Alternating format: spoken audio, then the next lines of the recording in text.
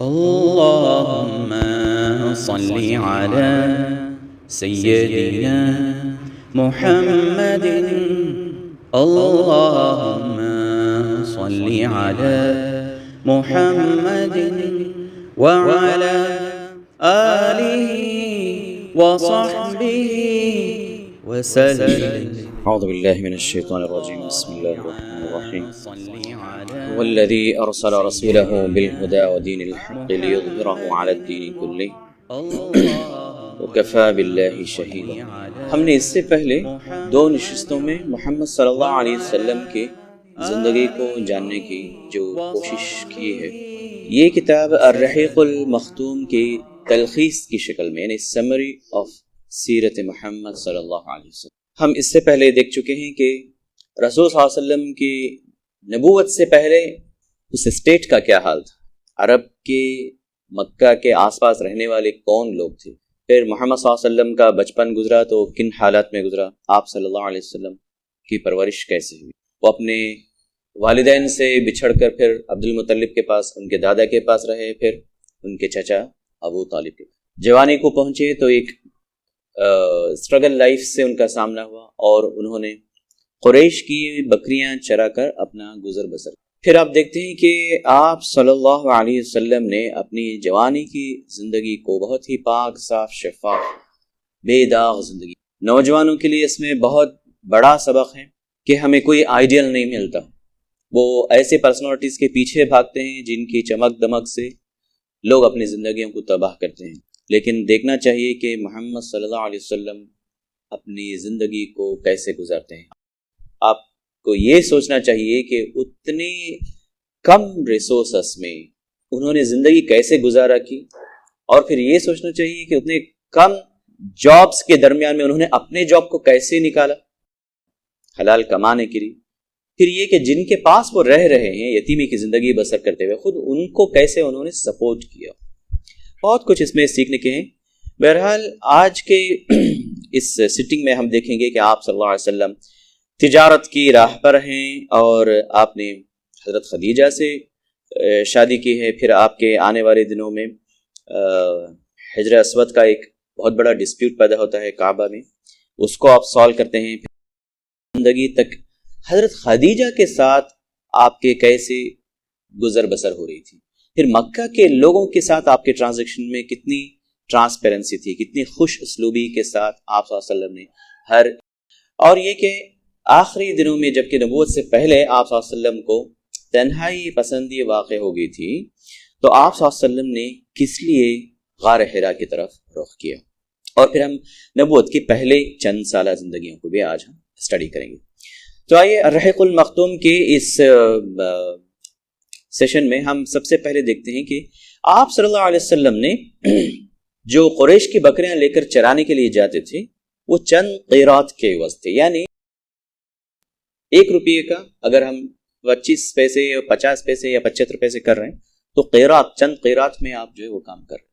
آپ نے زندگی کو جو ہے وہاں سے آپ نے شروع کی. پھر آپ صلی اللہ علیہ وسلم جو تجارت شروع کی ہے تو کیا تھا، وہ کسی کا مال تجارت لے کر اور بازار کی طرف جاتے، کسی اور بازار کی طرف جاتے، وہاں اس کو سیل کرتے، پھر اس کو واپس لوٹا کر اس کا مال جب واپس کرتے تو آپ کو کچھ رقم تجارت کے اصول میں ملتی. آپ صلی اللہ علیہ وسلم کی تجارت بہت ہی ڈیفرنٹ تھی. دیکھیے اس وقت بھی دھوکہ بازی، جھوٹ، فریب سب کچھ جاری تھا، اس لیے کہ قریش کے پاس ہی تجارت کے وہ پاورز تھے. دوسرے قبیلے یہ تجارت کے پیشے سے دور تھے، وہ قریش کے پاس تھے، تو وہ جیسی بھی تجارت کریں ان کے لیے وہ حلال تھی، اس لیے کہ وہ حرم کے پاسبان ہیں، تو ان کا دین ان کی کہی ہوئی بات. لیکن رسول صلی اللہ علیہ وسلم نے اس سب سے ہٹ کر سچائی، امانت داری، اخلاق اور پاکیزگی کو اپنا وتیرہ بنایا. دھوکہ دہی، فریب کو آپ نے بالکل پاس آنے. یہ بات مکہ میں مشہور ہو گئی کہ محمد ایسی تجارت کرتے ہیں اور ان کو پھر بھی اتنا پروفٹ ہوتا ہے، اتنا ان کو نفع ہوتا ہے. ہوتے ہوتے حضرت خدیجہ رضی اللہ عنہا کے کان میں بھی پڑی. وہ بھی قریش کی ایک بزنس وومن تھی اور بہت مالدار تھی. انہوں نے محمد صلی اللہ علیہ وسلم کو بلایا اور آپ سے بات کی، آپ سے ڈیل کی کہ جو لوگ آپ کو اتنی قیمت دے رہے ہیں ہم آپ کو دگنی دیں گے، آپ ہمارا مال تجارت لے کر جاؤ. سمپل. تو نبی صلی اللہ علیہ وسلم نے کہا ٹھیک ہے. اب کی بار آپ صلی اللہ علیہ وسلم نے حضرت خدیجہ رضی اللہ عنہا کا مال لے کر تجارت کی. حضرت خدیجہ نے آپ کی سہولت کے لیے ایک غلام جس کا نام میسرہ تھا آپ صلی اللہ علیہ وسلم کے ساتھ لگایا. اب واپس آئے اور تجارت کا مال حساب کتاب کیا تو حضرت خدیجہ رضی اللہ عنہا نے دیکھا کہ پہلے جو کچھ ہو رہا تھا نفع، اور وہ بہت زیادہ بڑھ کر نفع لوٹا رہے.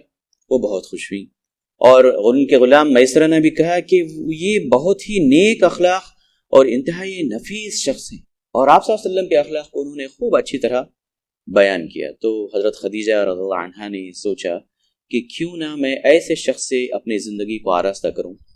اس سے پہلے حضرت خدیجہ کو بہت سارے شادی کے لیے پیغامات آ چکے تھے. آپ کو معلوم ہونا چاہیے کہ حضرت خدیجہ نے جس وقت یہ سوچا ہے آپ کی عمر 40 سال ہے اور محمد صلی اللہ علیہ وسلم کی عمر 25 سال. تو آپ نے اپنی سہیلی نفیسہ بنت منبہ سے یہ بات کی کہ جاؤ محمد کی طرف میرا پیغام بھیجو. اور آپ صلی اللہ علیہ وسلم نے اپنے چچا سے بات کی، مشورہ کیا، پھر یہ نکاح طے پا گیا. اس نکاح میں بنی ہاشم اور مکہ کے تمام سردار شریک رہے. آپ صلی اللہ علیہ وسلم نے 20 اونٹ اپنے مہر میں دیے. ایک اونٹ کی ویلیو آج کی دیکھ رہے ہیں تو مارکیٹ میں 1 ملین تک جا رہی. بہرحال 20 اونٹ آپ نے مہر. اور یہ آپ صلی اللہ علیہ وسلم کی پہلی شادی تھی.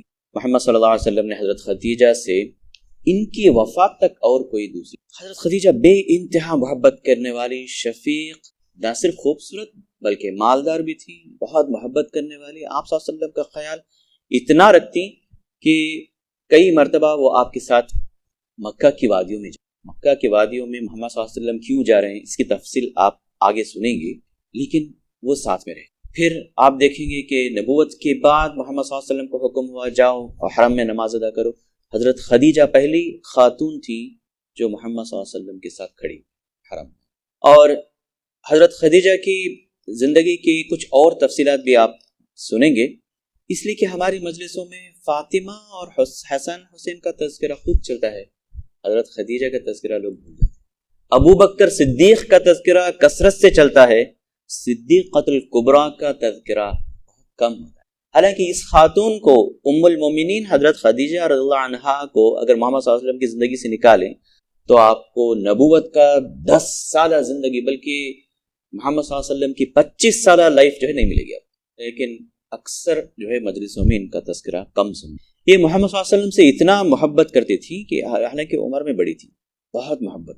کہنا چاہیے کہ ڈاکٹر اسرار صاحب کی زبان میں اللہ تعالیٰ نے محمد صلی اللہ علیہ وسلم کو حضرت خدیجہ کے روپ میں ایک ماں بھی عنایت فرمایا، اتنا محبت کرتی.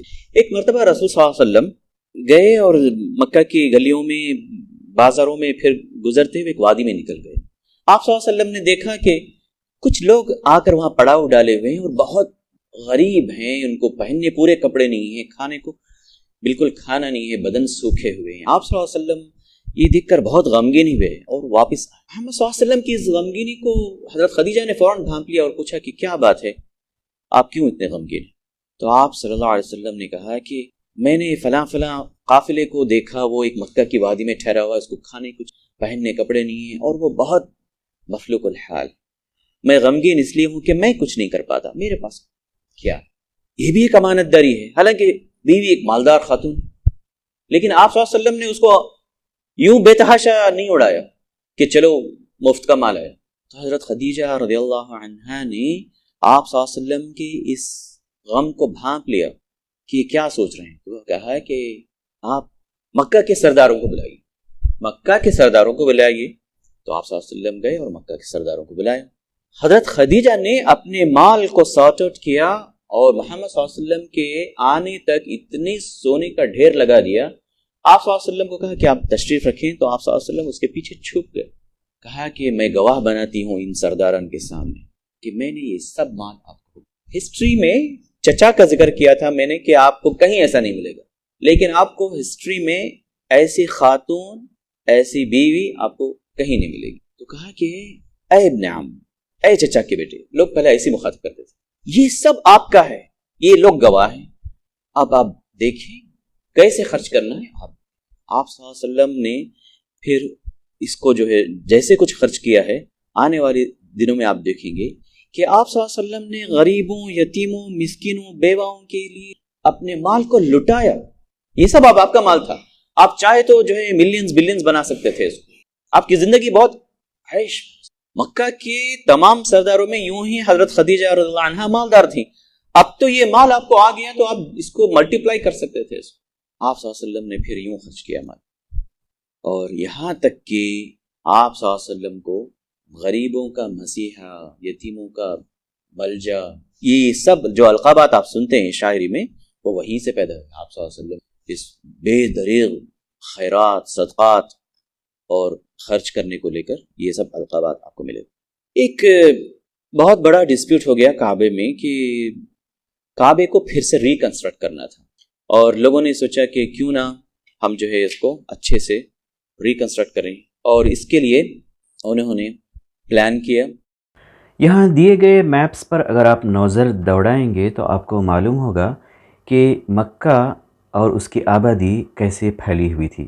کعبہ ایک سینٹرل پیس تھا، اور آس پاس جب بارشیں ہوتیں تو اس کا پانی بہہ کر اس طرف آتا، اور اس طرح کعبے کی دیواروں کو نقصان پہنچتا. یہ تھی کہ حضرت اسماعیل علیہ السلام کے زمانے سے اس کی بلندی 9 ہاتھ تھی، اور چھت اس پر نہیں تھی. جو کچھ یہ چھت اوپن ہونے کی وجہ سے چور اس کے اندر رکھا ہوا خزانہ وغیرہ چرا کر لے کے چلے جاتے، اور اس کی دیواریں بھی پھٹ گئی تھیں. بارش ہوتی تو وادی میں سیلاب کی شکل سے اس کی دیواروں کو ٹچ کرتے ہوئے جاتی ہیں، اور وہ دیواریں بہت ہی بیکار ہوتی چلی جا رہی تھیں. اب انہوں نے جب فیصلہ کیا کہ خانہ کعبہ کی ہم پھر سے تعمیر کریں گے، تو یہ بھی فیصلہ کیا کہ صرف حلال رقم ہی استعمال کریں گے. پھر ولید بن مغیرہ مخزومی نے اس کی کھدائی شروع کی، اس دیواروں کو اٹھانا شروع کیا، اور حضرت ابراہیم علیہ السلام کے جو فاؤنڈیشن اسٹونز تھے جب وہاں تک پہنچے تو انہوں نے پھر اس پر نئی تعمیر شروع کی. اور یہ بھی کہ جب وہ دیواریں تعمیر ہوتی ہوئی حجر اسود جو پتھر رکھنے کا وقت آیا، تو اب ہر ایک کو جانتے تھے کہ بہت عظیم پتھر ہے اور اللہ کی طرف سے ایک لوگوں کے لیے نشانی ہے، تو اپنے کریڈٹ کے لیے وہ آپس میں لڑنے لگے.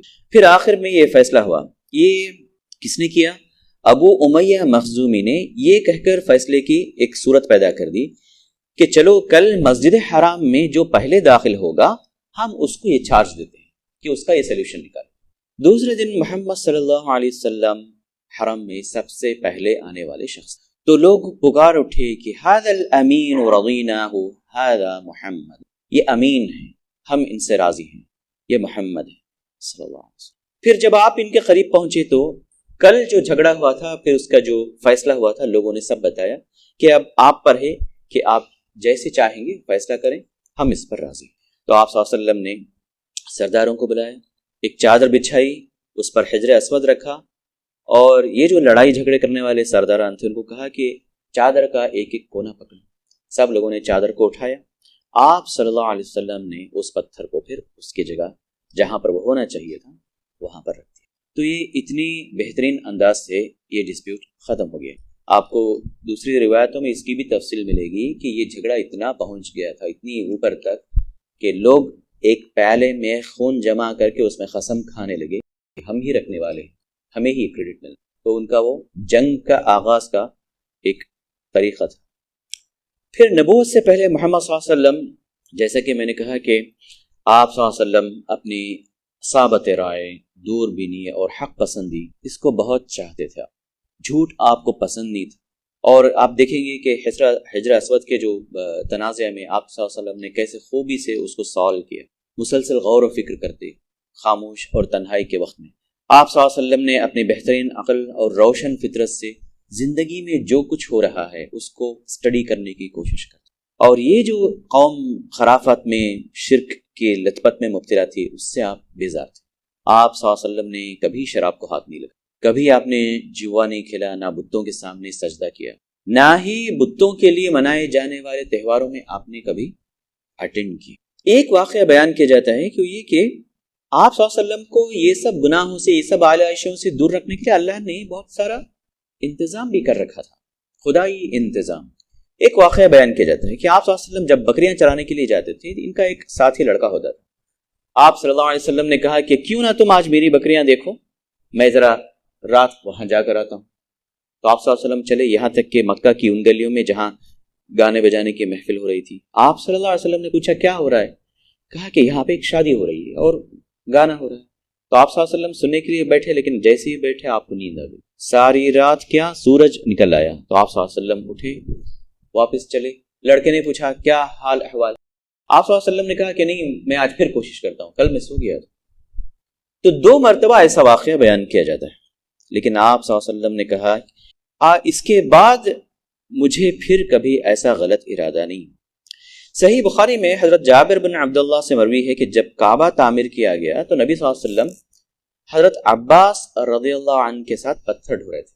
حضرت عباس نے آپ کا تہبند نکال کر آپ کے کندھے پر رکھ دیا، ظاہر ہے کہ اس سے ستر کھل جاتا ہے۔ تو آپ صلی اللہ علیہ وسلم بے ہوش ہو گئے، پھر فوراً ہوش آیا، پانی کے چھینٹے دیے گئے تو آپ نے کہا کہ تہبند لاؤ، اپنے کپڑے سے پھر اپنی شرمگاہ چھپائے۔ نبی صلی اللہ علیہ وسلم اپنی قوم میں انتہائی صاف کردار رکھنے والے، good character, best among the people, اور انتہائی کریم، خلیق، خوش مزاج، مہمانوں کی بہترین ضیافت کرنے والے، اپنے پڑوسیوں کے ساتھ حسن سلوک میں سب سے اچھے، اس لیے آپ کا نام جو ہے کریم پڑ گیا۔ کہ لوگوں نے جب فتح مکہ کے وقت میں رسول صلی اللہ علیہ وسلم کے ساتھ سوال جواب کیا تو آپ صلی اللہ علیہ وسلم نے ان سے کیا پوچھا؟ لوگوں تمہارا کیا خیال ہے کہ میں تم سے کیسے سلوک کروں گا؟ تو لوگوں نے فوراً جواب دیا کہ آپ کریم اخلاق کے بیٹے ہیں اور آپ کریم اخلاق والے، بہترین اخلاق والے۔ تو آپ صلی اللہ علیہ وسلم نے کہا کہ جاؤ آج میں نے تمہیں معاف کیا۔ یہ سب سے اعلیٰ معیار تھا۔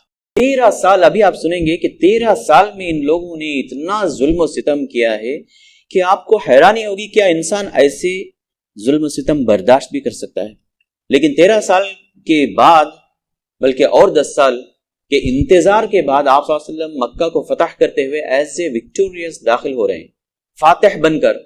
پورا رائٹ ہے آپ کو کہ جیسے چاہیں آپ خون کا بدلہ لیں، ان کے ساتھ ہوئے جنگوں میں جو بھی خون ہوا ہے اس کا بدلہ لیں، پورا آپ کو رائٹ۔ لیکن آپ صلی اللہ علیہ وسلم نے ان کے ساتھ جو شریفانہ سلوک کیا تاریخ میں یہ بھی کہیں نہیں ملے گا۔ تو آپ صلی اللہ علیہ وسلم آپ لوگ اب آئیے غار حرا کے ان احوال کی طرف۔ نبی صلی اللہ علیہ وسلم جب 39-40 کی ایج میں پہنچے تو آپ صلی اللہ علیہ وسلم کو نبوت ملی، لیکن اس سے پہلے آپ صلی اللہ علیہ وسلم کو 2-3 سال کا عرصہ بیان کیا جاتا ہے کہ آپ کو یہ زندگی کی یہ جھمیلوں سے، یہ مشرکانہ زندگی سے آپ کو عجیب بیزارگی ہو رہی تھی۔ آپ صلی اللہ علیہ وسلم غور و فکر کر کے اس نتیجے پر پہنچ رہے تھے کہ یہ لوگ جھوٹ کر رہے ہیں، ایسا نہیں ہو سکتا۔ آپ صلی اللہ علیہ وسلم تنہائی کے لیے مکہ سے دور غار حرا کی طرف جاتے اور وہاں تنہائی میں اللہ سے لو لگانے کی، اللہ کی عبادت، جو بھی عبادت اس وقت اللہ کی تسبیح بیان کرنے کا رواج تھا وہ آپ کرتے۔ اس وقت حضرت خدیجہ رضی اللہ عنہا تقریباً 6-7 دن کا توشہ آپ کو تیار کر کے دیتی، خود آپ کو وہاں تک پہنچاتی۔ ایک معمولی آدمی کے لیے غار حرا تک چڑھنا بہت تکلیف دہ کام۔ آپ کی اہلیہ حضرت خدیجہ آپ کے ساتھ اوپر تک چلتی اور وہاں غار حرا میں چھوڑ کر آپ آس پاس کہیں رہتی۔ علماء بیان کرتے ہیں کہ بہت دیر تک آپ رہتی وہاں پر، ان کا حال احوال جانتے رہتی، اپنے غلام کو درمیان میں تسلی کے لیے بھیجتی رہتی۔ پھر یہ کہ آپ صلی اللہ علیہ وسلم جب توشہ خالی ہو جاتا تو پھر گھر واپس آتے اور حضرت خدیجہ پھر آپ کو تیار کرتی، پھر غار حرا میں آپ کو شانش۔ کچھ علماء بیان کرتے ہیں کہ رمضان کا پورا مہینہ آپ صلی اللہ علیہ وسلم ایسا کرتے ہیں۔ رمضان بھر میں آپ نہ صرف یہ کام کرتے بلکہ مسکینوں کو کھانا کھلاتے اور بقیہ اوقات غار حرا میں عبادت کے لیے چلے جاتے، کائنات کے اندر ان نشانیوں پر غور فرماتے۔ یہ ان کے جو واہیہ تصورات تھے، یہ آپ صلی اللہ علیہ وسلم کو بالکل اطمینان نہ ہوتا، آپ اس پر غور و فکر کرتے، اس پر تدبر کرتے کہ صحیح بات کیا ہے۔ ایک وقت ایسا ہوا کہ آپ صلی اللہ علیہ وسلم تقریباً یہ کام مہینے تک کرتے رہے تو حضرت جبرائیل امین علیہ السلام وحی لے کر آتے۔ علماء اکرام نے اس کی تاریخ 21 رمضان بیان کی۔ آپ صلی اللہ علیہ وسلم کی عمر 40 برس، اور اس وقت یہ ہو رہا تھا کہ آپ کو جو بھی خواب آپ دیکھ رہے تھے آپ کو بالکل روز روشن کی طرح وہ نظر آ رہا تھا، یعنی سچے خواب بن کر یہ آپ کو نظر آ رہا تھا۔ خود رسول صلی اللہ علیہ وسلم جب بیان کیا تو حضرت عائشہ رضی اللہ عنہا کی روایت سے ہمیں یہ معلوم ہوتا ہے کہ رسول صلی اللہ علیہ وسلم پر ابتدا میں نیند کی شکل میں وحی آتی تھی، نیند میں اچھے خواب سے یہ شروعات ہوئے. پھر آپ صلی اللہ علیہ وسلم کو تنہائی محبوب ہو گئی، آپ غار حرا میں تنہا رہنے لگے. پھر ہم دیکھتے ہیں کہ ایک وقت فرشتہ تشریف لاتا ہے، آپ صلی اللہ علیہ وسلم کو جھنجھوڑ کر کہتا ہے کہ پڑھو. آپ صلی اللہ علیہ وسلم نے جواب دیا کہ میں پڑھا ہوا نہیں ہوں. پھر انہوں نے حضرت جبرائیل علیہ السلام نے آپ کو پھر بہت زور سے پکڑ کر جھنجھوڑا. پھر آپ نے کہا کہ میں پڑھا ہوا نہیں ہوں. تیسری بار جب دبوچا اور پھر چھوڑ کر کہا کہ اقرأ بسم ربک الذی خلق خلق الانسان من علق اقرأ وربک الاکرم الذی علم بالقلم علم الانسان ما لم يعلم. پڑھو اے نبی اپنے رب کے نام کے ساتھ جس نے پیدا کیا، جمے ہوئے خون کے ایک لوتھڑے سے انسان کی تخلیق کی. پڑھو اور تمہارا رب بڑا کریم ہے جس نے قلم کے ذریعے سے علم سکھایا، انسان کو وہ علم دیا جسے وہ نہ جانتا تھا. یہ قرآن مجید کی سب سے پہلی آیات ہیں جو رسول اللہ صلی اللہ علیہ وسلم پر نازل ہوئیں. آپ صلی اللہ علیہ وسلم ڈر اور خوف کے درمیان کہتے ہیں کہ آپ کا دل دھک دھک کر رہا تھا، اور حضرت خدیجہ رضی اللہ عنہا کے پاس آپ واپس تشریف لائے اور کہا کہ مجھے چادر اڑاؤ، مجھے اڑا دو. آپ صلی اللہ علیہ وسلم کو چادر اڑا دی گئی. تھوڑا تسلی ہوئی تو آپ نے کہا کہ اے خدیجہ مجھے یہ کیا ہو گیا، مجھے اپنی جان کا خوف ہے. حضرت خدیجہ کا جو جواب تھا وہ انتہائی آب زرز گولڈن ورڈز، کہا کہ اللہ کی قسم آپ کو اللہ رسوا نہیں کرے گا. آپ صلی اللہ علیہ وسلم صلہ رحمی کرتے ہیں، درماندوں کا بوجھ اٹھاتے ہیں، غریبوں یتیموں مسکینوں کی آپ دیکھ بھال کرتے ہیں، مہمان کی میزبانی کرتے ہیں، اور حق میں آنے والے مصائب پر آپ صبر کرتے ہیں. آپ کو اللہ ضائع نہیں کرے گا. پھر حضرت خدیجہ رضی اللہ عنہا نے آپ کو اپنے چچیرے بھائی ورقہ بن نوفل بن اسد کے پاس لے گئیں. یہ دور جاہلیت میں عیسائی ہو گئے تھے اور عیسائی کتاب انجیل اس وقت پڑھتے تھے، لکھتے تھے، بہت بوڑھے ہو گئے تھے. حضرت خدیجہ نے کہا کہ بھائی جان ان کو دیکھو کیا ہو گیا. تو انہوں نے آپ کی بات سنی اور کہا کہ یہ تو وہی ناموس ہے، یہی فرشتہ ہے جسے اللہ نے موسیٰ علیہ السلام پر نازل کیا تھا. کاش میں اس وقت جوان ہوتا تو میں اس وقت تمہاری بہت مدد کرتا.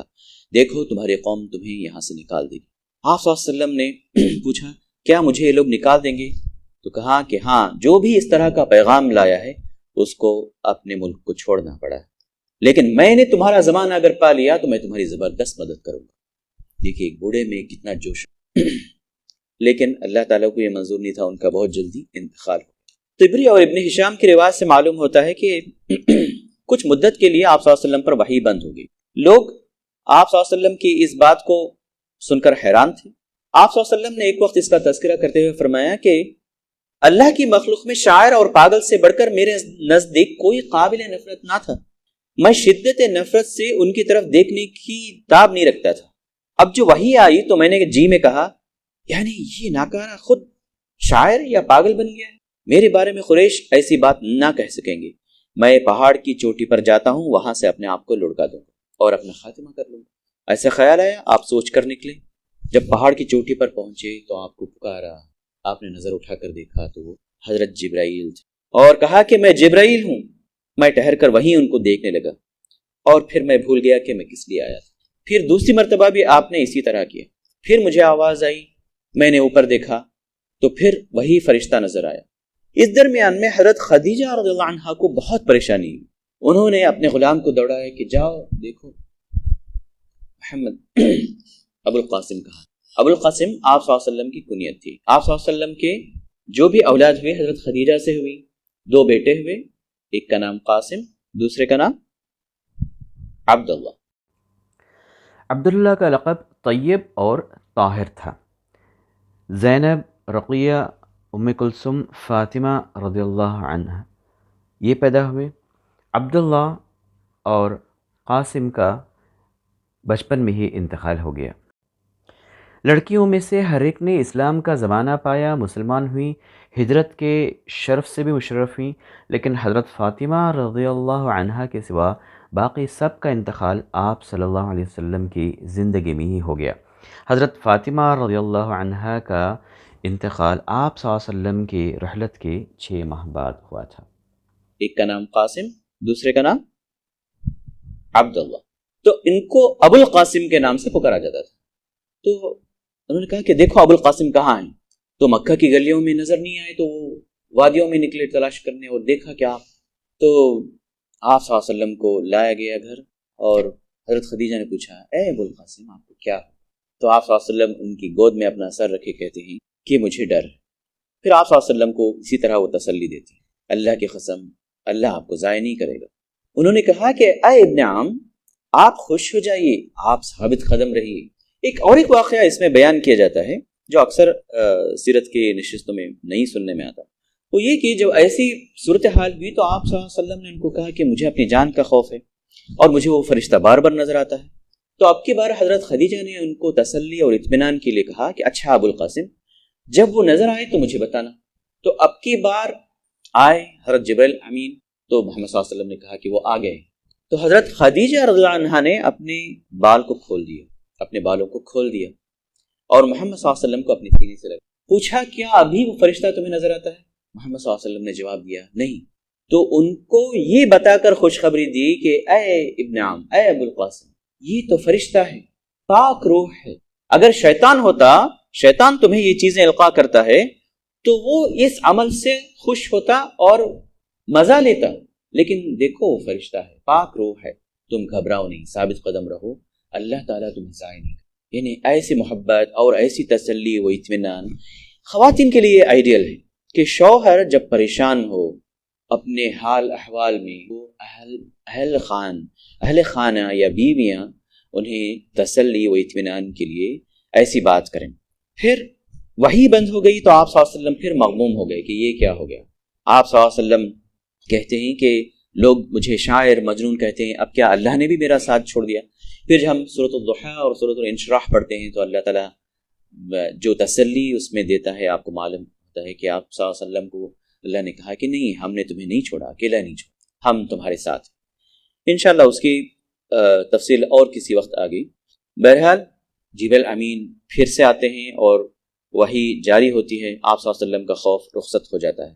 آپ صلی اللہ علیہ وسلم کو یقین ہو جاتا ہے کہ آپ نبی ہیں اور اللہ کی طرف سے یہ جو کلام آ رہا ہے اب لوگوں کو سنانے کا آپ کو شوق بھی ہے, وہ کلام کو ریسیو کرنے کا بھی آپ کو ابھی شوق ہے.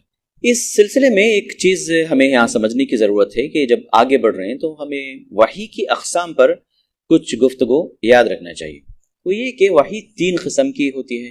علامہ ابن قیم بیان کرتے ہیں سچا خواب, جس کو نبی صلی اللہ علیہ وسلم کے پاس خواب بتایا گیا اور وہ سچائی کی شکل میں دن میں نظر آتا تھا. دوسرا یہ کہ فرشتہ آپ صلی اللہ علیہ وسلم کو دکھائی دیے بغیر آپ کو دل میں یہ بات ڈالتا تھا, پھر آپ صلی اللہ علیہ وسلم کو وہ یاد ہو جاتا. جیسا کہ ایک حدیث میں بتایا گیا نبی صلی اللہ علیہ وسلم نے کہا روح القدس یعنی جبریل نے میرے دل میں یہ بات پھونکی کہ کوئی نفس مر نہیں سکتا یہاں تک کہ اپنا رزق پورا کر لے, بس اللہ سے ڈرو اور طلب میں اچھائی اختیار کرو, اور رزق کی تاخیر تمہیں اس بات پر آمادہ نہ کرے کہ تم گناہوں میں مصروف ہو جاؤ, گناہ کے ذریعے سے, حرام کے ذریعے سے, کیونکہ اللہ کے پاس جو کچھ ہے وہ اس کی اطاعت کے بغیر حاصل نہیں کیا جا سکتا. تیسری قسم یہ ہے کہ نبی صلی اللہ علیہ وسلم کو فرشتہ آدمی کی شکل میں نظر آتا, پھر وہ آپ سے بات کرتا, اللہ کی کلام کو پڑھ کر سناتا, پھر آپ صلی اللہ علیہ وسلم یاد کر لیں. چوتھی شکل یہ کہ آپ کے پاس گھنٹی کی شکل میں, گھنٹی کی آواز کی شکل میں وحی آتی, پھر آپ کو قرآن الہام ہوتا, اور اس وقت یہ سب سے کٹھن کیفیت ہوتی تھی. حضرت زید بن ثابت رضی اللہ عنہ کی ران پر ایک مرتبہ آپ صلی اللہ علیہ وسلم نے اپنی ران رکھی تو اتنی زور سے چٹکنے لگی کہ انہیں ڈر ہونے لگا کہ ان کی ران ٹوٹ جائے گی. بہت ہیوی اور بہت ہی تکلیف دہ حالت ہوتی. 5ویں قسم یہ ہے فرشتہ اصل اور پیدائشی شکل میں آپ کو نظر آتا تھا, یہ 2 مرتبہ ہوا, اس کو سورۃ النجم میں بھی بیان فرمایا گیا. 6 جو وحی آپ صلی اللہ علیہ وسلم پر معراج کی رات میں کی گئی. 7واں فرشتے کے واسطے کے بغیر اللہ تعالیٰ آپ صلی اللہ علیہ وسلم سے حجاب میں رہ کر گفتگو کرے, جیسا موسیٰ علیہ السلام سے کیا تھا. نبی صلی اللہ علیہ وسلم نے ایسا کیا, ہمیں کہاں معلوم ہوتا ہے؟ معراج کی حدیث. اب آپ صلی اللہ علیہ وسلم کو تقریباً 2.5 سال کا عرصہ یہ کام کرتے ہوئے, اللہ کی آیتیں پڑھ کر سناتے ہوئے گزرنے لگا. لوگوں کو آپ صلی اللہ علیہ وسلم نے تعلیم دینا شروع, اور 2.5 سال تک آپ چھپے ہوئے تبلیغ کا کام انجام دے رہے تھے. لیکن سورۃ المدثر نازل ہوئی اور کہا کہ یا ایھا المدثر قم فانذر، کہا کہ اے اوڑھ لپیٹ کر سونے والے اٹھو اور لوگوں کو ڈراؤ۔ پھر یہاں سے آپ صلی اللہ علیہ وسلم نے ایک الگ رخ سے اپنے دعوتی زندگی کو آغاز کیا۔ دعوتی زندگی کے 3 مرحلے بیان کیے جاتے ہیں، انشاءاللہ ہم اس کو تفصیل سے سنیں گے، لیکن مختصراً یہ سن لیجئے کہ 3 مرحلے پر مکہ میں آپ صلی اللہ علیہ وسلم نے 13 سال کی زندگی گزاری۔ پہلا یہ کہ آپ صلی اللہ علیہ وسلم نے خفیہ طور پر تقریباً 2.5 سے 3 سال تک یہ کام کیا، اللہ کی آیت پڑھ کر سنایا لوگوں کو، یہ تقریباً 3 سال۔ دوسرا مرحلہ جب آپ کو حکم ہوا کہ آپ جاؤ مکہ کی گلیوں میں اوپنلی یہ سناؤ، تو یہ 10ویں سال تک یہ کام آپ کرتے رہے۔ پھر یہ کہ تیسرا، مکہ کے باہر آپ صلی اللہ علیہ وسلم اسلام کی دعوت پھیلانے کے لیے نکلتے ہیں، اور ہجرت تک یہ کام آپ نے بہت ہی ایک اسٹرگل لائف گزاری ہے۔ اس کی ڈیٹیلز بھی انشاءاللہ ہم نیکسٹ سیشنز میں سنیں گے، لیکن آپ صلی اللہ علیہ وسلم کی زندگی اور بھی مزید 10 سال، تقریباً 10 سال مدینے میں آپ نے گزاری، اس کی تفصیل بھی ہم سنیں گے۔ امید ہے کہ اس سے محمد صلی اللہ علیہ وسلم کی جوانی کی زندگی کا ایک پورا پکچر کلیئر ہوا ہے، جو بھی ہم نے مختصراً یہاں بیان کیا ہے، اور ہمیں بھی انسپریشن ملے گا کہ ہماری اولاد کو ہم کیسے تربیت کریں، انہیں کس ڈائریکشن میں ہم ان کو لے کر چلیں۔ اور بوڑھوں کے لیے بھی ایک ایگزامپل ہے کہ یہ جو تربیت ٹریننگ کا دور ہے، انہیں کرنے کے لیے کتنا اسٹرگل اور کتنا پیشنس کے ساتھ یہ کام کرنا ہے۔ ہم اللہ سے دعا کرتے ہیں کہ وہ ہمارے آنے والے دنوں میں ہمارے لیے سہولت پیدا فرمائے اور ہمیں اس بات کو اچھی طرح سمجھنے اور عمل کرنے کی توفیق نصیب فرمائے۔ ربنا لا تزغ قلوبنا بعد إذ هديتنا وهب لنا من لدنك رحمة إنك أنت الوهاب وآخر دعوانا أن الحمد لله رب العالمين۔ جزاكم اللهم صل على سيدنا محمد، اللهم صل على محمد وعلى آله وصحبه وسلم۔ اللهم صل على سيدنا محمد، اللهم